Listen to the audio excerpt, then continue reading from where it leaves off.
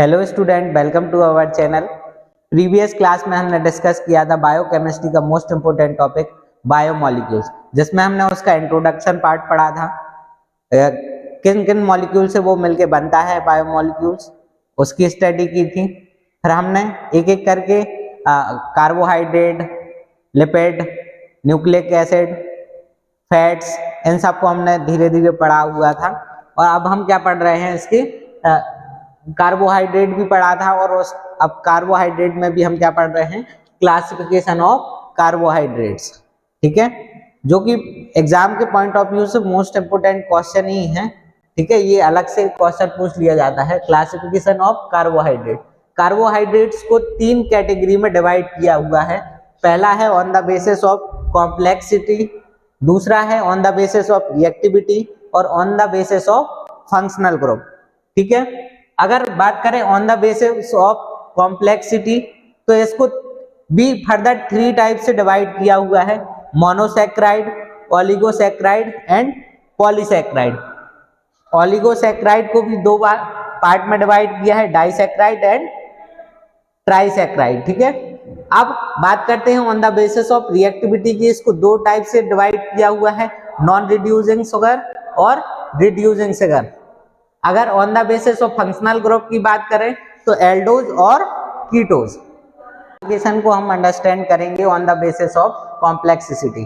पहला होता है मोनोसैक्राइड्स। क्या है मोनोसैक्राइड? जो कि सिंपल शुगर जिसको हम जानते हैं। ये बना किससे होता है? हमारा सिंगल यूनिट ऑफ कार्बोहाइड्रेट। जैसे एग्जांपल देखें हम, ग्लूकोज और फ्रक्टोज।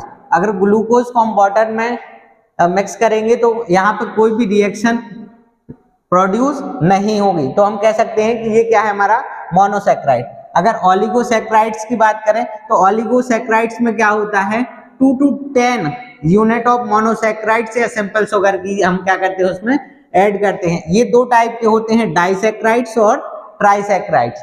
डाइसैक्राइड्स में क्या होता है, दो मोनोसैक्राइड से यूनिट से मिलकर बना हुआ होता है। जैसे एग्जांपल में लिया सुक्रोज, जिसका